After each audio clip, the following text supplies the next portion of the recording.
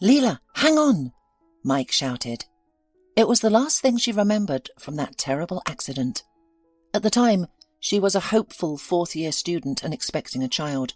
A massive traffic accident on the bridge 10 years ago took the lives of 7 people, including Lila's unborn child. She was saved by doctors who fought for her life for 5 hours. "Well, you held up well," an elderly doctor said, sitting on a chair near Lila's bed. "You will live, but you might not have any more children due to the extensive damage. Everything will heal, but the question is how. Nevertheless, you're very lucky. I think fate should give you a special lottery ticket for such a bad accident." The day was etched in Lila's memory forever. The doctor's words came true. Years later, she became the wife of a businessman. People often say that it is wives who shape their husbands into who they are. These women are admired, but few consider the cost of becoming the partners of successful men. Rising from the bottom is not an easy path, as it requires sacrificing the quiet life. Lila went through the same experience. She dropped out of her college against the protests of the teachers and immersed herself in her husband's business. Mike was building a small business for the production of furniture. "Why are you sacrificing your life and career?" Lila's friends asked. "What's the point of putting all your eggs in one basket? How is Mike better than you?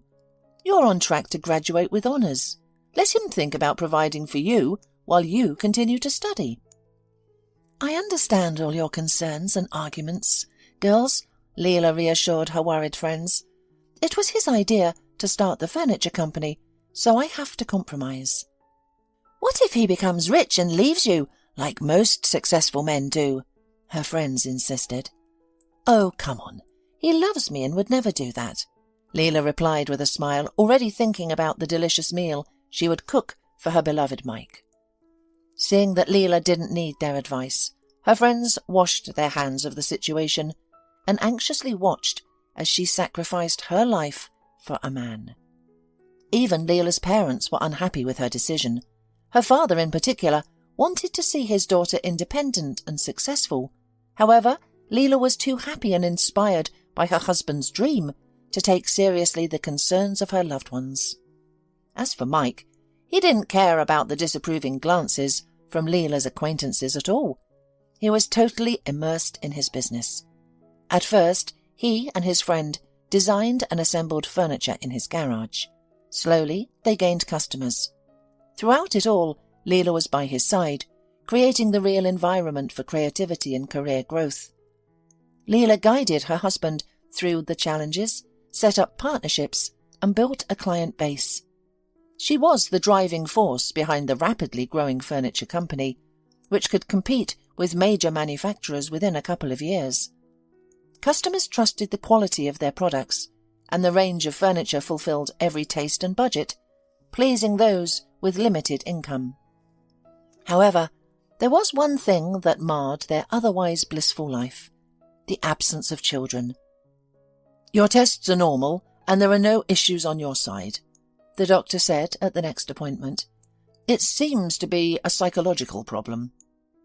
"Why can't I get pregnant?" Lila asked. "It's all in your head," replied the doctor. "When you're calm and content, anything is possible." "But I am calm and I am content." Lila took offence at the doctor's words. "Are you sure?" the doctor asked quietly. She remained silent. Deep down, she knew the doctor was right. After all, she had worked as a women's doctor for decades and had learned to understand the psychology of his patients. "Well, what did the doctor say? When are you going to give us grandchildren? Your father is ill. Who knows how long he has left? He'd like to spend some time with his grandchildren before he dies." "Mum, don't say that," Lila reassured her. "Daddy will be all right, and I'll have time to give birth. You'll get the chance to complain about my kids' naughty behaviour." "Oh, I wish I could see the babies soon," sighed the mother. Lila's father died 3 months after that conversation. Grief-stricken, the mother didn't live a year after his death. So Lila was left alone, and apart from Mike, there were no other relatives. She sold her parents' apartment to invest the money in her husband's business. As the number of customers grew, the company's capacity needed to be increased. All possible loans had already been taken, and the banks were no longer willing to take the risk and provide the large loan Mike had hoped for. And then they faced an even bigger financial problem. "I told you not to buy those bonds. It was too suspicious," said Lila, when Mike complained about losing the money he had invested. "Well, a blind man could see it was a scam. Why didn't you listen to me?" "Oh, are you the only one who's so smart here?" exclaimed the husband. "I'm the owner of the company, and I decide where to invest." "I thought we were both the owners," Lila said, surprised. "But that's not the point now. We have to save money. Where's the rest of the money you withdrew?" "I invested in cryptocurrency. A colleague advised me," Mike replied. "You're crazy," Lila clutched her head. "It's dangerous to trust anyone. But why didn't you tell me what was going on?" "Calm down, eh?" Mike waved his hand and went to work. From that day on, their relationship began to strain. Or maybe they had been like that before. But Lila, immersed in the care of her husband and his worries, did not notice it. "Is this Lila?" A confident male voice interrupted her troubled thoughts. "This is your father's lawyer calling, Mr. Marshall. May I see you? It's about your inheritance." "Yes." Lila was surprised by the strange call, for she had received the inheritance from her parents 6 months ago. "Let's meet in an hour at the Cherry Cafe." Lila sat at a table in a familiar place from her childhood, where she used to go with her parents as a little girl. An elderly man in an austere suit and a leather briefcase in his hands approached her. "Are you Lila?" he asked. "But that's an unnecessary question. You look so much like your daddy." "Have you known my father?" Lila wondered. "Like the back of my hand," smiled the lawyer. "He trusted me completely. I'm retiring now, but I have one more thing to complete. To discuss your father's will with you." "Haven't I got everything?" she wondered. "No, since I am here now," replied Mr. Marshall. "Your father managed his money, which he accumulated by playing the stock market, quite cleverly. He knew that in a fit of emotion you would give everything to your husband. And your father didn't trust Mike, as you know. He predicted that you'd be left with nothing, no means of livelihood, no parents' apartment. And the apartment has already been sold, right?" "Yes," Lila said, dumbfounded.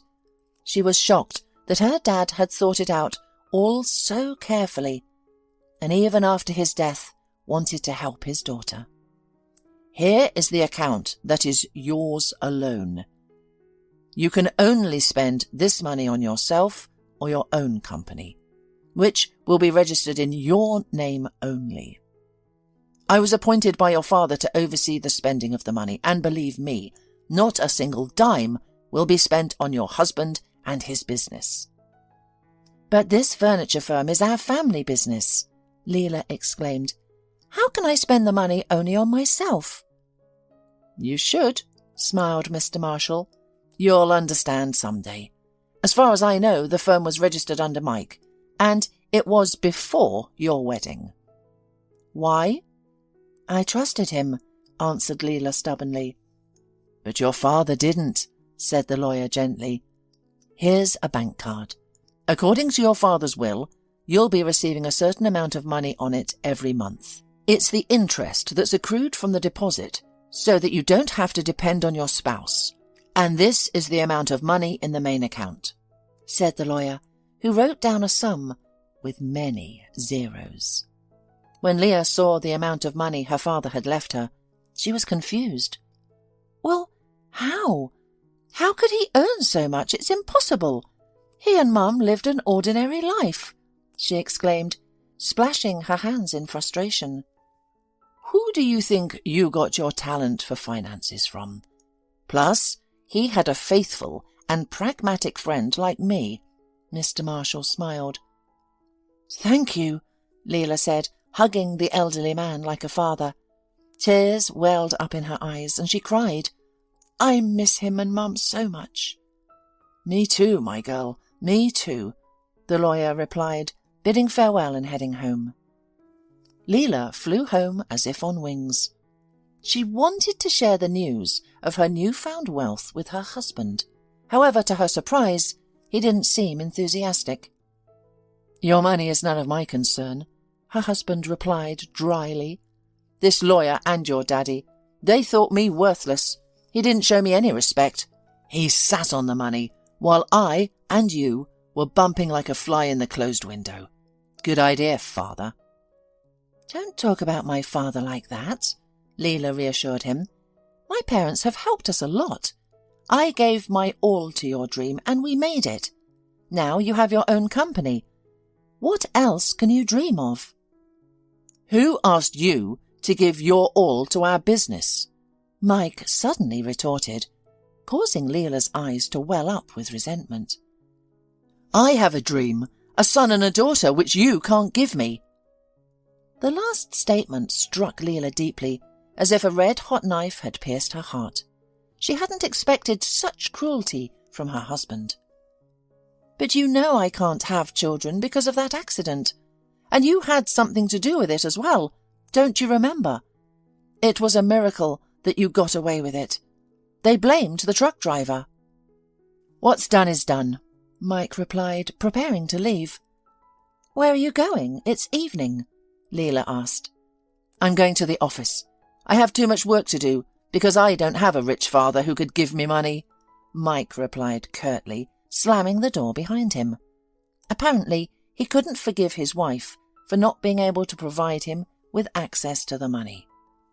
As the evening grew late, Mike still hadn't returned home. Panic started to set in the woman's soul, but then Lila heard the key turn in the lock, and Mike entered the hallway. He was tipsy, something he had never allowed himself to do before on a weeknight. "Where have you been for so long?" Lila asked anxiously. "Where I've been, I'm not there anymore." Mike laughed drunkenly and went to sleep on the sofa without even taking off his shoes. Lila attributed Mike's behaviour to his upset about her father's inheritance and his lack of trust to Mike from the beginning. Therefore, she forgave this prank to her husband. As Lila undressed the sleeping Mike to put him to bed, she caught a subtle scent of women's perfume. Dismissing it as the scent of alcohol, she didn't pay much attention. "Mike, Lila sighed. "What a child you are," she said, stroking his head. "Courtney, my girl, Sonny, daughter." Mike mumbled incoherently in his sleep. Lila froze in surprise. "My poor Mike," she thought. "He's delirious about having children, and I can't give him any. He's already named his daughter Courtney in his dreams." And Lila wept bitterly, trying to stifle her sobs so as not to wake her drunk husband. In the morning, Mike was in high spirits, which couldn't be said for Lila. "Why are you so strange?" Mike asked, as if nothing had happened, while his wife prepared breakfast. "You look like you spent the entire night at a sports bar cheering for your favourite team." "If only," Lila replied sleepily. "Someone came home drunk from work last night. You wouldn't happen to know anything about that, would you?" "Why can't I have a drink with an old friend? We haven't seen each other in a long time," Mike retorted, taking offence. "A friend?" Lila inquired. "Is this an interrogation?" Mike suddenly exploded, causing Lila to shudder in fright. "I'll eat at work. At least there's no interrogation." And with that Mike walked away, leaving Lila standing bewildered in the middle of the kitchen. In the afternoon, Lila decided to go to the store, which was not far from her husband's office. She wanted to please him with a sumptuous dinner and mend the rough edges that were appearing more frequently in their relationship. "Lila, it's good to see you." Carol, Mike's secretary, who had been with their company since its inception, rushed to meet her. "Hi, Carol. Why don't you come in to see us?" Lila asked. "I think Mike won't be happy to see me," she said in a conspiratorial wink.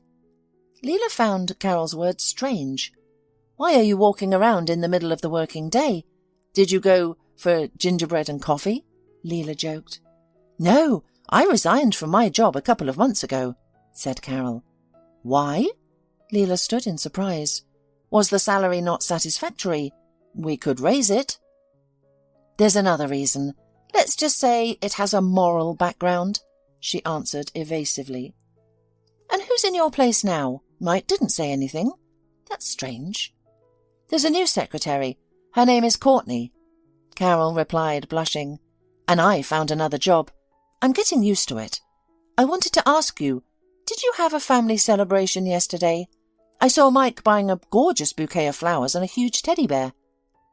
No, he was at work late last night and then came home drunk, Lila replied. Are you sure? Carol asked softly and, saying goodbye, went on her way. This strange conversation had gotten into Lila's soul and would not let her relax. Dinner was ready, but she was not as glad as she had been in the morning. Vague doubts tormented her. Lila was afraid to directly ask where her husband had been last night and with whom. What if her suspicions were groundless, and Carol was only seeking revenge on Mike for her dismissal? Dinner was on the table, but Mike still hadn't arrived. He showed up on the doorstep 2 hours later.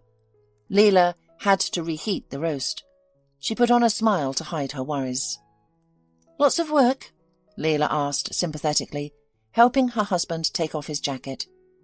Her nose detected the familiar scent of expensive French perfume. It was a woman's perfume. After inspecting his shirt for traces of lipstick and finding nothing, Lila calmed down, thinking that she was just overthinking things. Yes, there's a lot of work, Mike said. I was discussing the company's development strategy for next year. You know, I'm so tired. I'll grab a quick bite and go to bed. Okay. But I've been preparing all day. I've been at the stove for 3 hours, Lila said, unable to keep her upset. Let's spend some time together like we used to. Remember? We'll sit, we'll talk, we'll laugh, we'll reminisce. Lila, I'm not desiring to laugh right now. Mike cut her off. We need to increase production, and that requires money. I told you, I'm tired. Can't you hear me? It's true what they say, women become dumb when they become housewives. Lila didn't expect such rudeness from her husband and decided not to continue the argument with him. Dinner passed in silence. The ticking clock seemed to measure the time until the end of the family dinner. Lila occasionally went into the kitchen to wipe away her tears. Soon Mike got up, thanked her for dinner, and left the dining room without even kissing her, as he usually did. Prickly suspicions began to take root in Lila's soul. Why did Carol stop visiting us? Why didn't my father trust Mike? Who was involved in Carol's dismissal? These questions swarmed in Lila's mind without answers. She was going to find out the whole truth, certainly. However, a few days later, she felt sick and weak.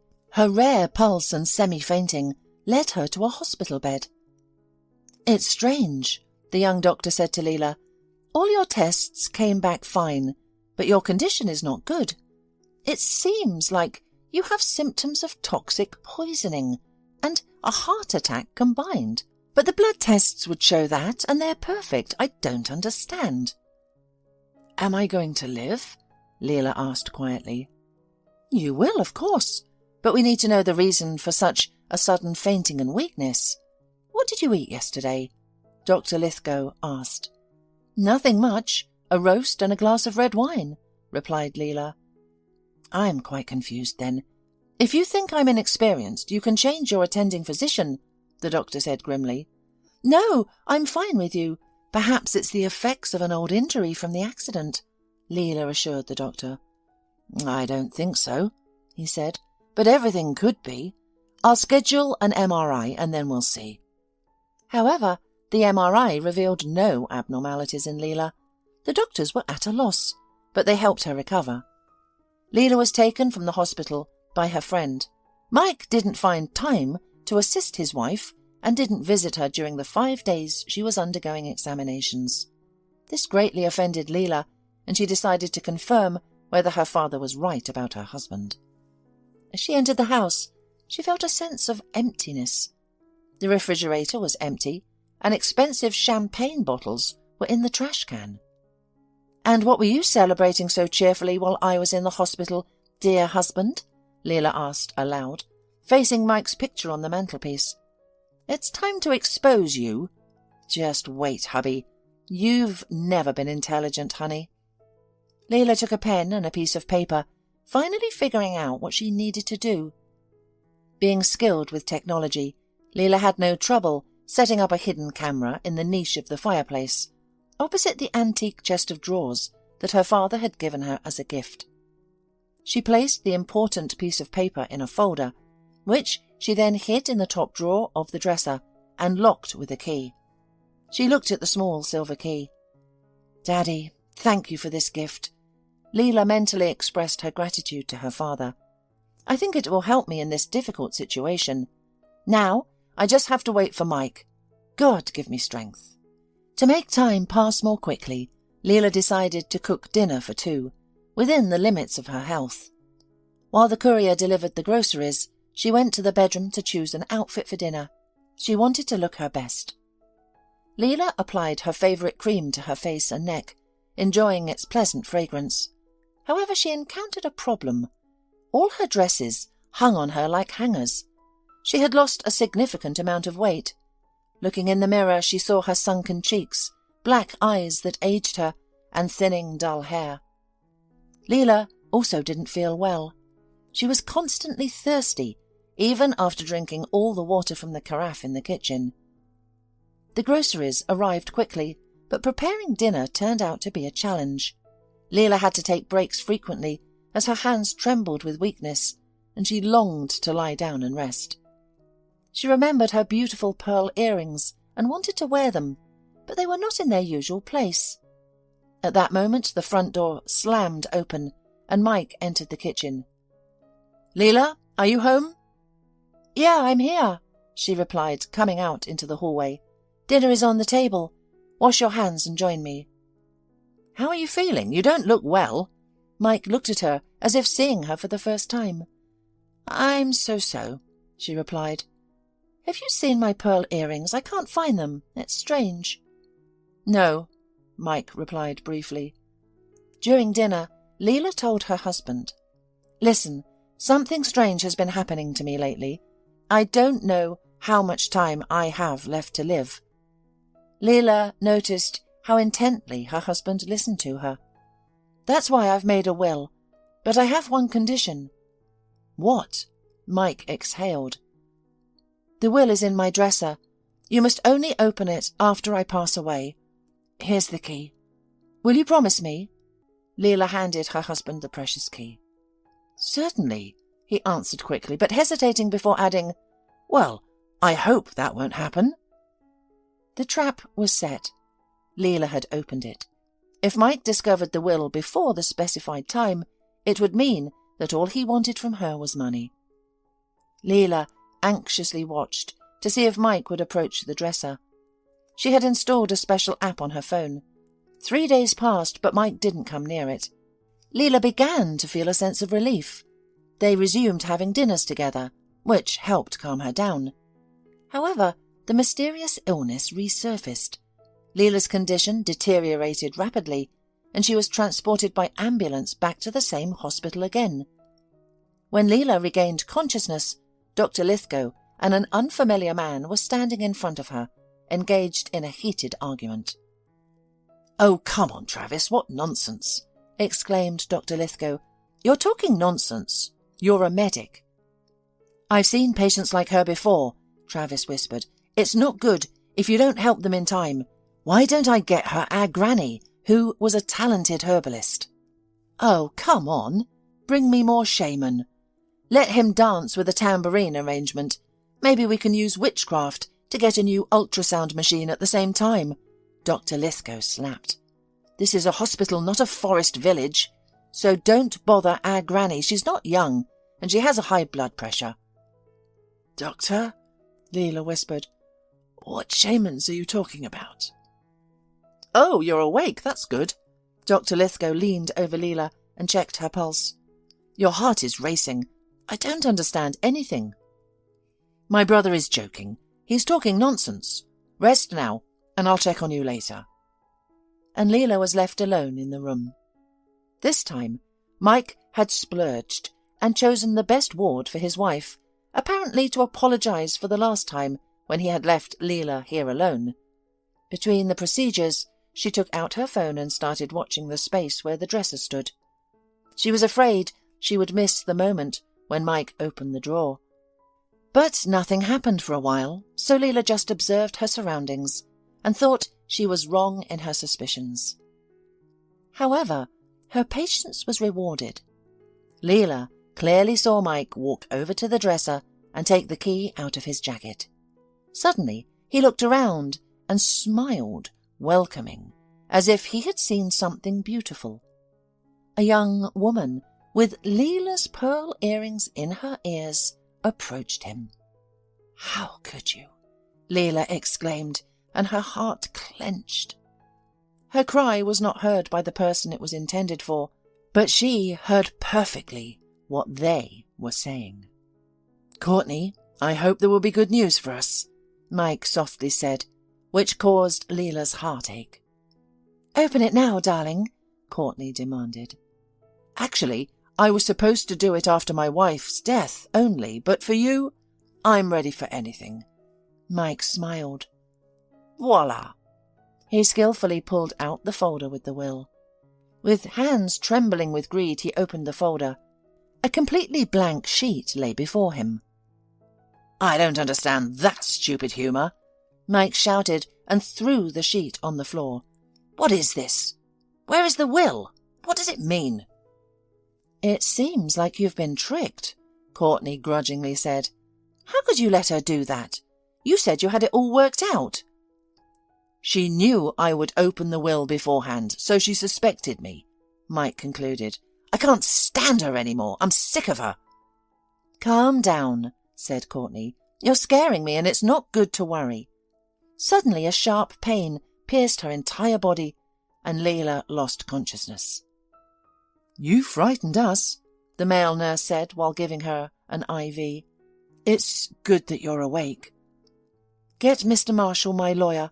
Here's the phone," Lila said, not even having the strength to hold the receiver. "Okay, I'll do it," the man said. Mr. Marshall arrived quickly. Lila told him everything, hiding nothing. He was concerned about her condition. "Lila, why didn't you tell me anything?" he said reproachfully.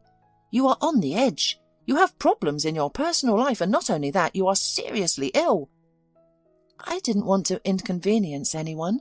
I'm sorry," Lila replied quietly, her strength leaving her. "Dear Mr. Marshall, I ask for your help. Make a will in my name. All the money I received from my father after his death, I want to leave it to the Children's Fund. They will distribute it fairly. I didn't have children of my own, so at least I will help other people's children." "All right, I'll do whatever you ask," the man replied with trembling lips. "Are you sure you won't leave anything to your spouse?" "I will," said Lila. "I'll bequeath him my old dresser." Mr. Marshall couldn't resist laughing. "Even in such a situation you can make a joke. That's why your father adored you, and I understand him." When the lawyer had left, Lila thought for a moment. She used to worry only about her husband's well-being. And what did she get in return? There is no family, no children, and no faith in the future. That's what was left of their marriage. Even in his dreams, Mike talked about Courtney. A naive Lila thought he was dreaming of a daughter. Now, all she had ahead of her was an unexplained illness and emptiness. Tears of resentment flowed from her eyes as she reflected on her life, which had been devoted solely to one man. She had missed her parents' illnesses and deaths because she was consumed with worry about Mike's business and caring for him. In their time of need, she hadn't been there for them, and now she found herself completely alone. The realization of her own loneliness crushed Lila even further. She became discouraged and found herself unable to get out of bed at the end of the day. "Hey, why are you so sour?" Travis, the same male nurse, sat next to the sobbing Lila holding a tray. "Come on, let's have some chicken soup." I don't want to, Lila said quietly. Let me die in peace. Not on my watch, Travis exclaimed. You need to eat. All right, if you don't want to eat, then drink. When he saw Lila looking at him with surprise and confusion, he corrected himself. I mean, have some chicken broth. Travis artistically shook the cup, but his clumsiness caused the soup to splash onto the floor. Lila involuntarily laughed, but it was silent laughter, as if the strength of the recently energetic woman somewhere also poured out like this soup. Travis seized the moment and managed to pour a few spoonfuls of warm broth into Lila. Immediately she felt better and smiled. Thank you, she said. You're welcome, Travis smiled. It's my job and calling to help people. But I've had an eye on you for a long time. What's the matter? How did you end up like this? I think there's something wrong, and even though my brother is against it, I still want to offer you a solution. What is it? Lila wondered. To escape from here, Travis whispered. They won't heal you here. They don't know what they're doing. I have nowhere to go, she said quietly, tears streaming down her face. I'll take you to my grandmother. She's a healer and herbalist. She used to work wonders, but now she's old and doesn't practice anymore. But she'll help you for me, Travis assured her. Why do you want to help me? Lila asked. To be honest, I don't even know myself. There's something about you that has caught my attention. He shrugged. Well, do you agree? Time is working against you. Write a note saying that you're leaving the hospital voluntarily, or they'll call the police, and I'll be in trouble. All right, Lila replied briefly. She had nothing to lose. Late that night, at the agreed hour, Travis brought her some clothes. Lila changed into them. He lifted Lila, who was thin and light as a feather, into his arms and carried her out of the hospital unnoticed. They took a cab to Grandma Evelyn's house. The village where she lived was not far from the city. The house was covered in ivy, and fragrant herbs grew all around. Evelyn was sitting on a bench when she saw her grandson carrying Lila out of the car. She came over to help him. When Lila was brought into the house, she was laid on a high bed with a feather mattress.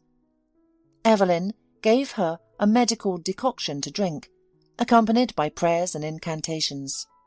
Lila suddenly felt enveloped in a pleasant and relaxing slumber. Sleep, my dear, sleep, she said, hearing the elderly woman's soothing voice through her sleep. Lila slept for nearly 24 hours. She was awakened by the aroma of freshly baked goods and food. She felt a wild hunger, which seemed strange to her. She could feel her strength returning. Good morning. What did you give me to drink? Lila asked. It's a decoction made from the nettles gathered under the full moon, along with prayers to all the saints, Evelyn explained simply. It removes the evil that has been done to you, and there was a lot of it in you. I had to change your shirt 3 times. Lila examined herself. Indeed, she was lying in a long linen shirt, carefully embroidered by someone's caring hands. Thank you, she said quietly. There's no need to thank me. You should thank my grandson instead. A couple more days and you would have died in vain. And they fed you, my dear, with yellow toad poison. That's the kind of thing you find in our swampy marshes. No analysis would have detected the cause of the poisoning, and this poison weakens a person, taking away their strength and life, exclaimed the herbalist. But never mind. Now, I'm going to heat up the bath and cleanse you of any remnants of someone else's anger. And I've also made it so that your assailant will come to you, having found themselves. But who would do this to me? I've never hurt anyone, Lila exclaimed in amazement. You don't have to hurt people. Sometimes it's just enough to live well, sighed Evelyn. That's why people can get mad or envious. And you were poisoned by someone close to you. They put poison in your face cream. Your face and neck were the most yellow and sweaty. But there's still a lot of it inside you. Oh, Evelyn, help me, please, pleaded Lila. I'll give you as much money as you want. I don't need your money. I'm doing this for my grandson, Evelyn said with a smile. He must have taken a liking to you, and he's a good man. Lila's strength was gradually returning. By evening, she was able to get out of bed and move around. After a bath, where Evelyn performed a purification ritual, Lila began to feel better than before, like a phoenix rising from the ashes.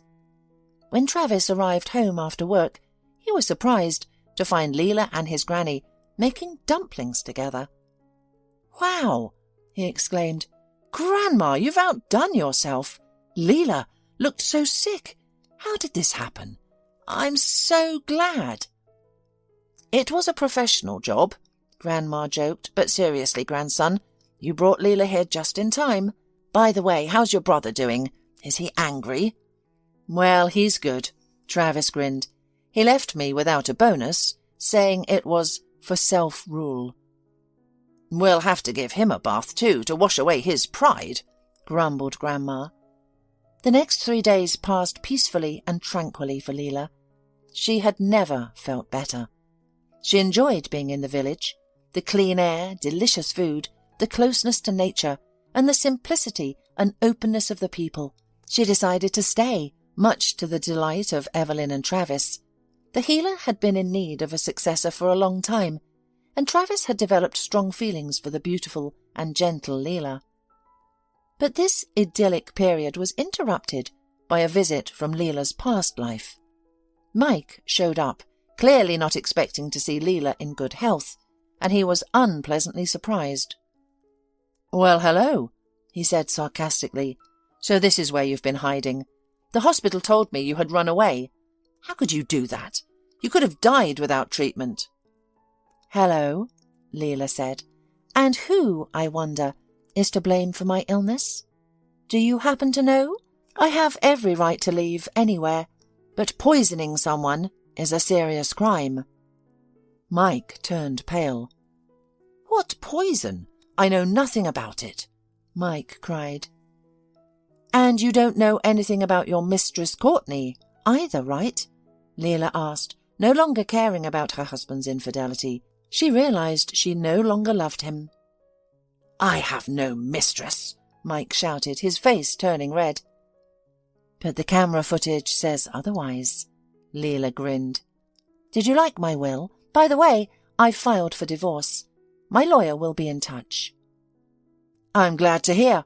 I've wanted to divorce you for a long time," Mike yelled. "I'm sick of you. I own the whole business, including your house. You signed the deed of gift without looking." "Yes, my father was right about you, and I'm grateful for his help," Lila grinned. "I'm sorry about your Courtney. I think she'll meet the same fate as me. Now get out. This house is too clean for your kind." And Mike left, slamming the door loudly. Lila could no longer hold back her tears and sobbed. Evelyn rushed to comfort her. "Don't be sad, my dear. You're still young and will start living again. God willing, everything will work out for you." She stroked Lila's head. "Look at how Travis looks at you. He can't take his eyes off you." "I think it's mutual," Lila confessed to the elderly woman. "Well, go and tell him," Evelyn smiled, "because he's tormented by his feelings."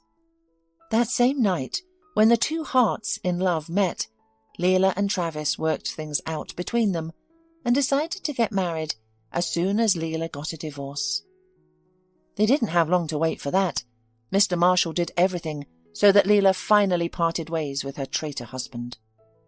Rather than having a grand wedding, the couple opted for a modest ceremony at the registry office, surrounded by their closest friends and family. "I wish you nothing but joy in life, Lila," Mr. Marshall said, embracing the young woman. "Your father would approve of your choice. Travis is a worthy man." "Thank you," she replied. "We've also decided to open a small medical centre in the village. Currently, we don't even have a paramedic here, and the sick have to travel to town for medical services. Additionally, we want to establish an office for alternative medicine, with Evelyn in charge. However, it seems we'll need a special permit for that." "Don't worry, I'll handle all the paperwork," assured Mr. Marshall. Using your father's funds is the right thing to do." "Yes, I believe Dad would be okay with it," Lila said.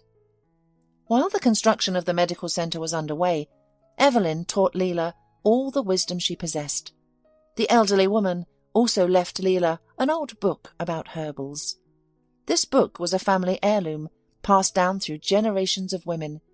It was a large, ancient manuscript, bound in red leather, which Lila diligently studied under Evelyn's guidance. Soon, Lila became well versed in herbs and their uses, and was able to identify the true cause of ailments. Travis's household now had 2 herbalists. It was only then that Lila realized why she had never completed her studies at the university. She had a different calling, to heal and save people. Her incredible talents were immediately recognized by Travis's grandmother. Evelyn passed away 2 weeks before the opening of the medical centre, peacefully in her sleep. Lila's grief was overwhelming, and for 3 days she couldn't eat or drink as preparations were made for the funeral. On the first night after the funeral, Lila dreamt of Evelyn. "Don't grieve, my granddaughter. This is just the start of another life for me, and you must continue my work. Take care of Travis and the miracle that awaits. I am leaving." "Grandma, please don't go," Lila cried out in her sleep. She was awakened by a frightened Travis. Lila shared her dream with him and cried out her sorrow, hoping to alleviate the pain of separation. By morning, Lila had regained her strength and resolve. She had a duty to fulfill Evelyn's instructions. A week later, the medical centre, named after Grandma Evelyn, was opened. Patients flooded in every day. The non-traditional medicine office, where Lila herself provided consultations, was particularly beloved by the locals. Not a single person left unsatisfied with her help. Travis supported his wife in every aspect of her work. However, there was one thing that still troubled Lila. She couldn't get pregnant. Her body seemed unable to let go of the past, despite following Evelyn's instructions faithfully. "Let go of your resentment," Evelyn had told her on numerous occasions. "Why do you still hold on to it? You must release the burden of those bitter memories. It's preventing you from becoming a mother." But Lila's heart still ached for Mike. "Lila! Travis!" People called her from outside the window. She quickly got dressed and went out into the yard. The coolness of the summer night greeted her. "What's going on?" Lila hurried to the crowd of fellow villagers. They parted, revealing an unconscious pregnant woman lying on a makeshift stretcher, her water having already broken. "Her car was parked on the side of the bypass road," said one of the locals. "I was driving from the farm and I saw a pregnant woman lying in the car. Her car wouldn't start, so I called for help. They brought the ambulance here, but it will take an hour and a half to arrive because the roads are muddy after the rain. Come on, Lila, do something, or the poor woman will die." Lila bent over the stranger and recoiled. It was Courtney, Mike's mistress. "No, she won't die. Bring her inside," Lila shouted.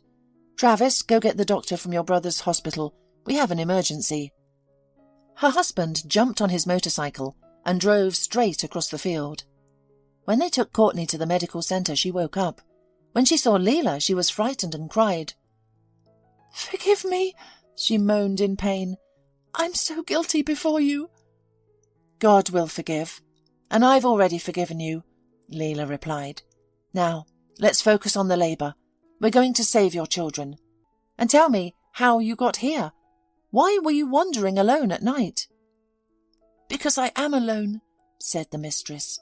"Mike was put in jail for hiding taxes and committing fraud. I asked him to stop, not to be greedy, but he wouldn't listen. So they confiscated everything from him. And we never got married. I was left with nothing.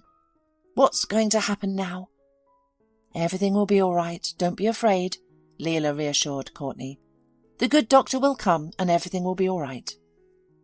But the doctor arrived only 10 minutes after the medical centre had filled with the cries of newborn twins, a boy and a girl. The labour was natural and went well, despite minor complications. Lila was overjoyed.